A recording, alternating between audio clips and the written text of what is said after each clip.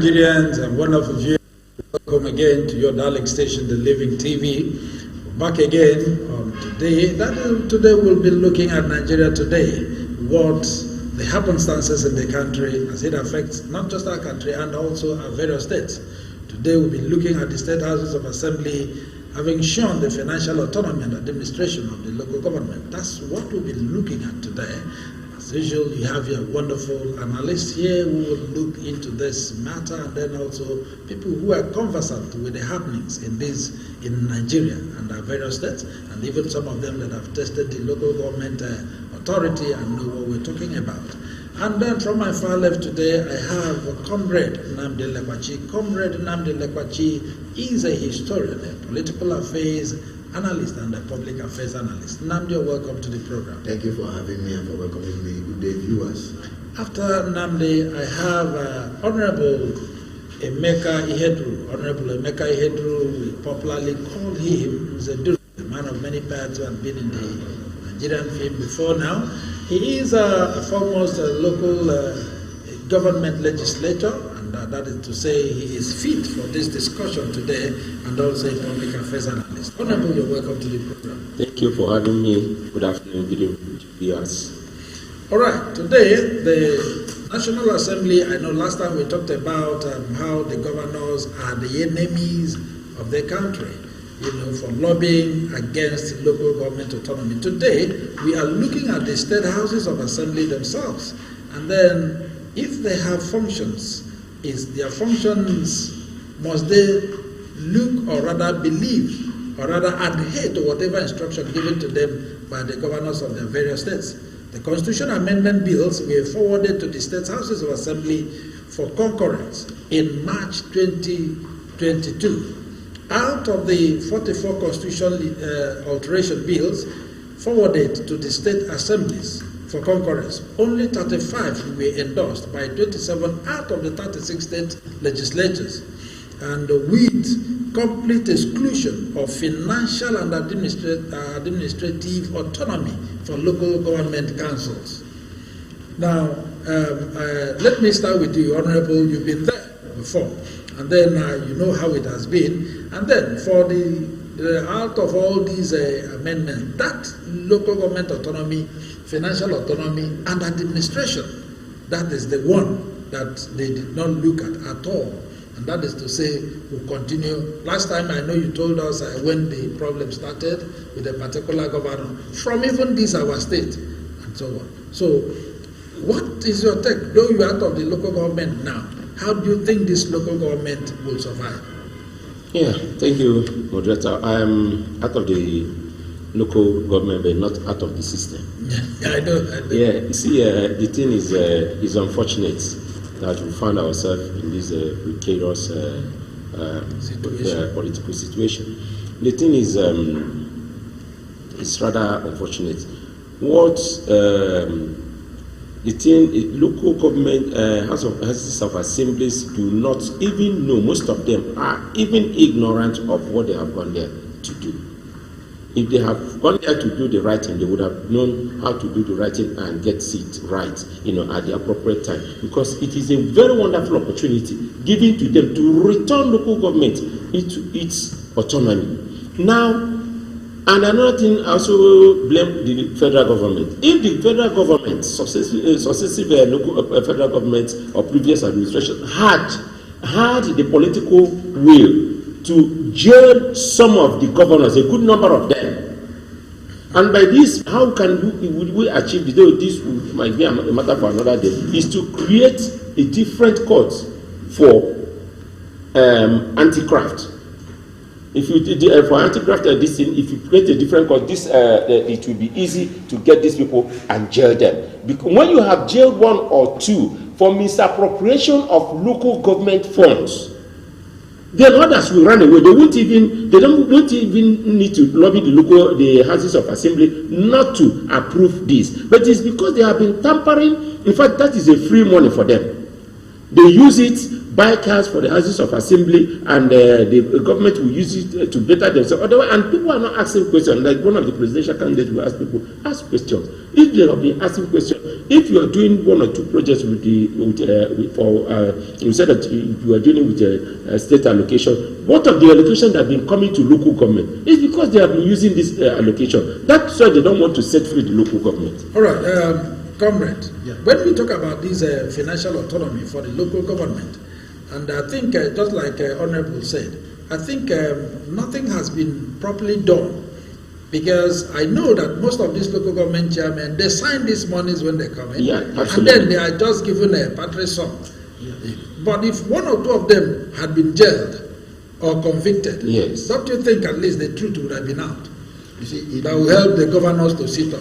Yes, I think it will be quite difficult to jail this government chairman, because this thing comes to joint state and local government account.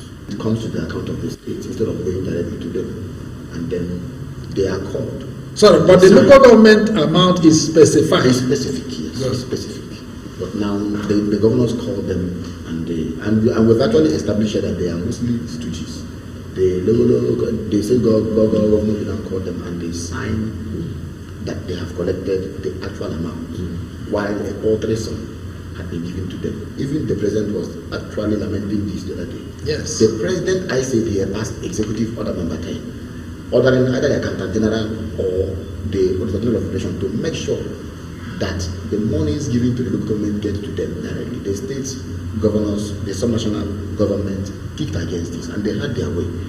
I have said here they have many ways of getting the process, either by insisting to work against the president or using their Nigerian governors phone, you understand, or APC governors phone, or PDP governors, yes, things like that to undermine democracy. But when we died, the local government chairman, or let me say even the House of Assembly member, who will vote against this. Do you know why? The person is also shortchanging himself at the grassroots. All of us are coming from the grassroots. We all have local government councils. Therein, we all have wards. In those wards, we all have homes. If it should be brought down to other ways of addressing it, we have villages and towns, which are all in local government. So when you deny the people of the grassroots, you are also denying your own land. You are also denying your people. But these are the things they don't want to know, because it's all about personal and selfish interest. So how do we begin to have the constitution where we look at section 162, I think, or so, of the Nigerian constitution, which establishes the joint account? This is the premise on which the governors are standing. But that's it again. I think the honorable call for arrest of the governors, it's also going to be a cumbersome one, because there is an immunity clause in the constitution for the governors. I mean when they have served their tenure, yes, if you hold them accountable after their tenure, others will learn their lesson. Bring us back to the system. We've had system. You see, when Atiku was there running as the vice president, Nuhu Ribadu was coming from the state. Nuhu Ribadu said he had more than 50 reasons to arrest or convene Atiku, but the problem had always been how to move against such a person. Now, the other day, the president pardoned 2 governors who were convicted. Sorry, Jorin Yame and the other young man. He pardoned them. You understand? Now, this is the problem we are having. Now, let's forget about arresting them. Let's come back to the states and houses of assemblies. You see, until we have a system where the House of Assembly is not dominated, or the House of Assembly are not dominated by people of the same party.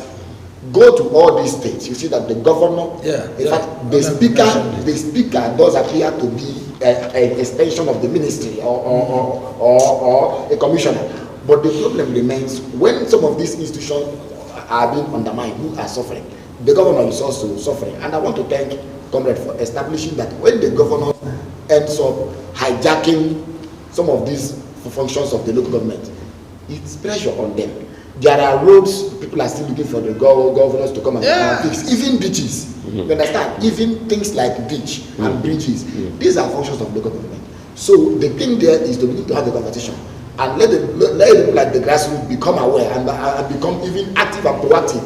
If you are elected as if you are elected as a House of Assembly member, you are representing the local government. Yes. You go there at the House of Assembly to undermine the government. So when these persons come, they can actually begin to interact. How many of them have offices at their local government to even start with? They can actually engage them. You understand what I'm saying now? Begin to engage them. See, this period should afford us the opportunity to have this kind of conversation. All right. The Senate stated that Section 9, Subsection 2 of the Constitution of the Federal Republic of Nigeria 1999 as amended provides that an act to alter the provisions of the Constitution could be passed only when it is supported by the third majority of members of the Senate and the Houses of Representatives and approved by 24 state houses of, House of Assemblies. And now, having said this, that is to say, if we continue to depend on the state houses of assembly for these to get this autonomy of the local government financially and administration, it will be very, very difficult. Honorable. Yeah, the thing now with our presence, the constitution we are operating presently, no matter how many times it has been amended, if that section 9 sub 2 is not amended, and you cannot amend it except by cleaning up the chalkboard and beginning to write afresh. You understand? Yes. That's the only time you can get that amended, that section tinkered with. Otherwise, you cannot do anything. So the thing is that, like I said, it's rather unfortunate that we found ourselves in this situation. The military never thought that this democracy was going to work. So they just handed us a piece of a handover note, just a manual, democratic manual. Go and use this so that you will not fall and they will not come back again. But so unfortunately to them, we are still trying to, move ahead. So, but the thing is, may God help us. The local government system, I still believe the people have to take the power into their own hands. They have to take the destiny of this country into their own hands. We have to recover our country from all these people. The only way we can recover, by the time, I can assure you, by the time we have tested the strength of our PVCs on the 25th of this month, February 2023, then if we see the effectiveness of our PVCs, I will tell you that a bigger revolution will come up. And by then, these various houses of assembly will even be calling for the National Assembly to retransmit the amendment or reinitiate the amendment of local government amendment, that they will now be ready to pass it. If by the time we've been able to say, we hired you, we sacked so many of them. But on March, I think that's March, we're doing it on the 11th of March. By the time we have sacked so many of them and then recruited new people, and we will now know that things are working. Otherwise, like Comrade mentioned, drainage system. Why will you be calling the state governor to come and clean up the drainage? Why will you call up why will you and fill even potholes? You call on the state government. Like I called initially, my first run, I called on the arrest of this chief executive, including the local government. Courts, various courts, from the lower court to the appeal court to the Supreme Court, have declared the transition committee system of government illegal as far as the 1999 Constitution is concerned. Then it is supposed the federal government is supposed to use on that premise, hold accountable anybody that is now trying to give funds to those, because they are building on illegality. Okay, having said that, now if you are talking about transition chairman, what is the difference with the type of local government election where one party dominates the entire for instance, in United States we have 17 local governments. A particular political party at the head, either in the state, dominates the whole 17 local governments. What they simply do is go through what they call they say that is primaries. That's formality primaries. And once somebody has emerged from that formality primary, they will not take the list of those that have emerged from their party primaries to the various states in the electoral commission. They are not independent to ratify those lists. That's what they do. It's ratification of nomination of candidates and not election. Because that whether you come and vote or not, even the person's family members come there to vote him, he has won. Okay, comrade. Yes. If other political parties in a particular state avoid the state electoral whatever election conducted by that same political party, if other political parties in the state avoids it, what happens? Would the election go on? Yeah, you see, since that is the worst thing we did was not to embed the elections of the local government in the constitution. It became affairs of the state. The state will decide how they want to. There have been cases, or there have been times when other political parties, oppositions, boycotted, yes, and the governors went ahead to conduct the election, announce the result where elections did not even. They will even select candidates for other smaller parties, yes, and claim that those parties participated in the election. They would announce results where election did not go in the first place. It caused, you see, part of the narrative should be, if someone is aspiring to be a governor, we are always demanding to ask for restructuring. The restructuring we're talking about, we tend to see it at the federal level. Restructuring is not whole until it comes down to the local level. So if you are restructuring the federal government, you should also be talking about restructuring the local government. It should be in the again. Now, bringing it back home, it should be the governors when they are providing their manifestos. Do they talk about local government autonomy? They don't.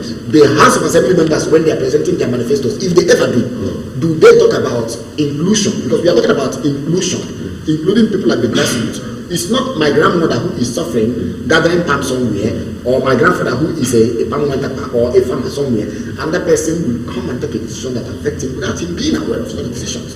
So the issue should be, what effort do people at the grassroots make? What is the level of awareness there to make them, to streamline them, to bring them into the mainstream conversation so that they can hold these people to account? That's how we should begin. Then again, although this is I want to lend credence to what Ahmed has said. If we have a system where every local government council open the books, make financial disclosure, you understand? Make financial disclosure, it will be easier to track some of these funds. We always pay emphasis on the state and the federal. Now, also, when we talk about INEC making innovations, are the state electoral commissions, the SEC so-called, are they also making any innovations? Are they making any innovations to include everybody? Now, when we begin to talk about the issue of local government autonomy, what we are simply talking about is democracy. So, to the extent that these governors, through the houses of assembly, stop democracy from getting to the man at the grassroots level, and that is why you have apathy. I don't care attitude. All right, I want to remind us, Honorable, here was early this year when the federal government accused the state governors of looting local government money. And they talked about it. Some states like Rivers State, Benue, River State, Enugu, and so on. Few of them came out to say, we have no business with the local government money. That is to say, they allow the local government to access their funds the moment the money comes around. And then some states said nothing about it. Yeah, but the thing is what they usually do is, comrades have said it earlier,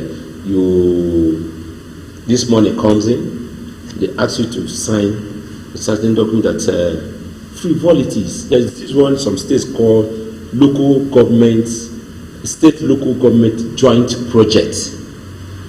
And these projects exist only on the papers. They are not there on ground. Why will you, look at what the states do. It's like, this is your salary. but I know you can manage it very well. Allow me, let me manage this your salary for you. So when it is when your landlord comes calling, then let me know, direct him to me, whatever thing. That's the kind of system they are operating. These people cannot say they are not touching the local government money so long as there is no democratically elected local government system in their states. So why are they afraid of this independence of the local government? Why are they so afraid of it? It's because of the look.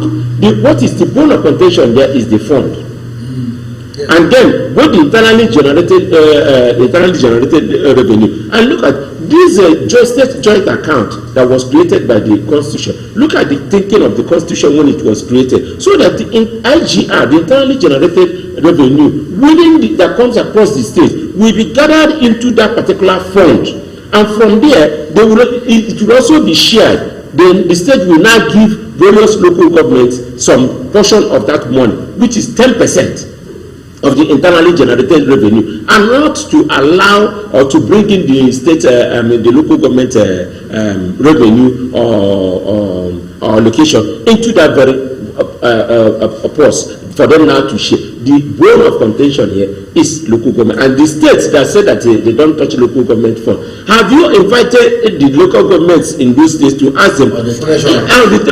Yes, the local government chairman, was your account touched? Okay. All right. The Constitution demands that at least 24 state assemblies must have passed the bill before the Constitution Amendment Bill is transmitted to the President for assent. 24. But as we speak, the Senate acknowledged that 27 state houses of assembly, they are Abia, Adamawa, Akwa Ibom, Anambra, Bauchi, Bayelsa, Benue, Borno, Cross River, Delta, Ebonyi, Edo Ekiti, Enugu, Imo, Kaduna, Kano, Katsina, Kogi, Lagos, Nasarawa, Niger, Ogun, Ondo, Osun, Rivers, and Yobe have forwarded their resolution on the fifth alteration bill, all against the local government autonomy. 27 of them instead of the normal 24. That automatically renders the other 9 that have not brought theirs, whatever resolution, even if the 9 of them now, whatever they say now makes no meaning at all.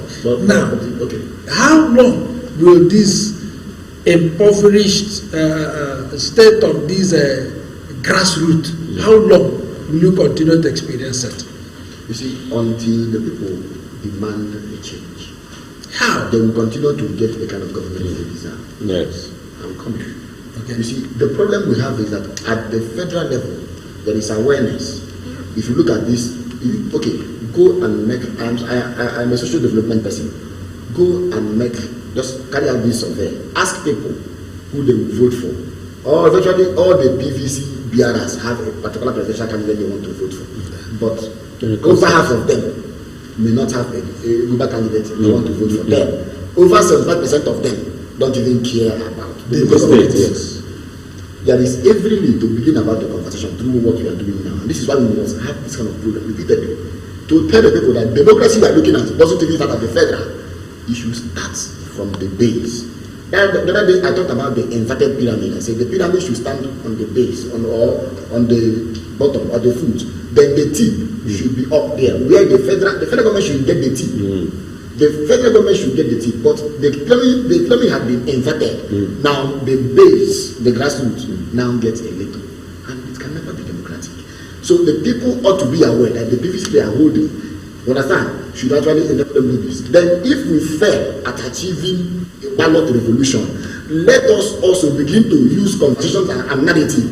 How many of these governors are committing to social contracts, saying, if I get elected, I will devolve power, there will be the evolution of power. You understand? Forget about whatever it is called, whether joint project or joint account. These things are channels of funneling public funds, not for the grassroots. All right, before we go, just in a few seconds, what will be done, especially how are we going to help in educating those at the local government, the main grassroots, because for the government to have these 3 tiers of government, that means that local government is very important. Yes. But unfortunately, it's like the local government is neglected. Just like one of you said here, during campaign, nobody talks about the local government. Nobody talks about the local government. Even the local government chairman, they don't even campaign so much because it is more or less a selection thing. Yeah, just like I said. So something must be done. Comrade, Honorable, let me start with you. Just a few seconds before we call it a day. Yes, the thing is, Comrade has mentioned it earlier, the media should be involved, deeply involved in this thing. Like we have election cycle that has two tenures. The first tenure being the national election, and then the second tenure being the state election. So after the first half has been played, electing the president and the National Assembly members, then the second round of campaign will now begin, which is for the State House of Assemblies and the state governor. Then let the media put the question out there to them. What is your thinking? And what is your take about local government elections and the autonomy of the local government? Are you going to ensure local government autonomy when you assume office, assuming you are elected? If that question is answered, then you know that we are now taking it to the next level. All right, Comrade, finally, before we go, is it enough for the governors to promise us a local government autonomy when they still use state electoral commission that is appointed by them? Is it possible? Yes, it's better they make such pronouncements so that they could be responsible to account. And I think, in addition to the media, the religious bodies, traditional rulers should also begin this agitation. They go to meet the president in most instances. What's not them from presenting it? Yes. All right, wonderful viewers. This is the much we are going to take today. You out there, you belong to a local government. Even the governor, the president, all of us belong to one local government or the other. How many times have you asked this question? Why is my local government the way it is today? It is important that we create this awareness. Let us see how the local government will have a financial autonomy and administrative autonomy. And it is only then that when you talk about the three tiers of government, there will be a balance, there will be equity. It is important we know that. From my far left again today is Comrade Nnamdi Lekache. Comrade, we're happy to have had you here today. Thank you so much. It's my pleasure to be here always. And Honorable Emeka Hedrus, we're also happy to have had you here today. Thank you so much. Please go out there and get your PVC. Please, I beg you. And this is your command, Chinedum Ajele, signing off for now. Keep watching Living TV and make sure you are well represented even in your local government. Start from where you are. Bye for now.